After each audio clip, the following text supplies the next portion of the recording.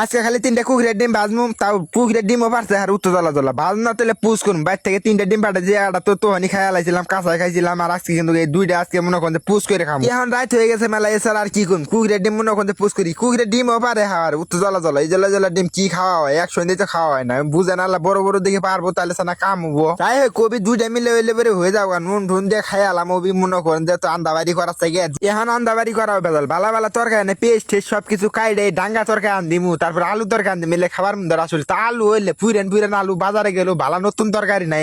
এখন কে গরমের মধ্যে কোনো তরকারিও ভালো লাগে না, আর এলে তরকারি খাবারও মন ধরে না। এই গরমের মধ্যে কি হলে তরকারি খাওয়া মন ধরে ডাঙ্গা, তারপরে যে মিষ্টি কুমুর, তারপরে এলে আসলে আজে বাজে জিনিস এলে খাবারই মন ধরে না আমার। সব জায়গায় যার মধ্যে তরকারি খাইও ভালো লাগে তখনকে তরকারিও নামে নতুন নতুন ফুলকপি, পাতাকপি, সিম, বাগুন, আলু, মুইলে। মানে আমি তো সর মধ্যে লাভাত করি তখন এলে তো বিখ্যাত আমি হয়ে যাই গিয়ে তরকারি। ফ্রিজ নাই নাই কে একটা ফ্যানও কিন্তু না গায় না, যে ব্যাটারি বাতি জ্বলে না, বাতি জ্বলতে মনে হয় দ্বীপ পারে খালি এবা করে খালি হেস এবা করে থাকা যায় আসলে গরমের মধ্যে। কি আর করুন, বাইরে হানালা বাতাস আসতেছে তাই দরজা খুলে যায়, মানে জানলা খুলে দিয়ে বয়ে ফেলাম খাবার জন্য। গরম ভাত গরমের মধ্যে খাবার মন ধরে আসলে এলে কিন্তু আসলে মুহে রুচি না। যাই হোক দুপুরে কিন্তু তরকারি আসছিল, তাও ওই তরকারি নিতে আসি মন দিল নাই। বাইর থেকে আবার থুর ফাটাই দিছে, থুর ভাইজা দিছে না ভুনা করে দিছে কোয়া হয় না। এই থুর কি এই গরমের মধ্যে এক বাড়ি দিয়ে দিছে, এক বাড়ি কি আমি আসলে খাবার পাবো, তাই উত্তর জ্বালা নিলাম। দুপুরে আসছিল তাই নষ্ট করা কি দরকার। নতুন ঘর দিলাম একটা ফ্যান নাগাম, এসি নাগাম, এসি তো দূরস্থানে একটা ফ্যানই নাগা হয় নাই। ফ্যান ছাড়া গরমের মধ্যে থাই গিয়ে আসলে গরমের মধ্যে তো এই রোদের মধ্যে তো বাইরে বয়ে থাই, কালা গাছতলা বয়ে থাই।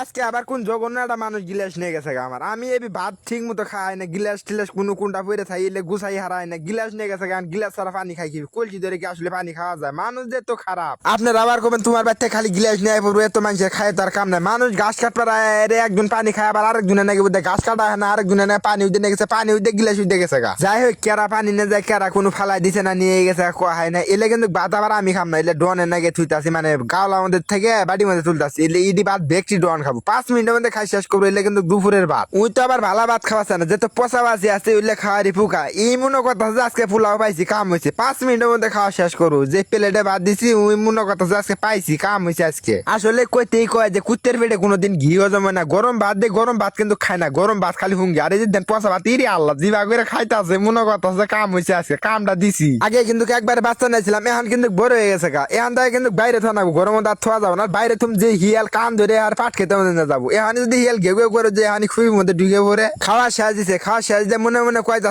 দেখ কেবা করেছে না খাবার দিলে তাড়াতাড়ি খাম। তুই খালি গরম ভাত দাস, এখান আমি খাবার পাই না, এলে ভাত দিবি খালি এলে মনে কয়টা আছে।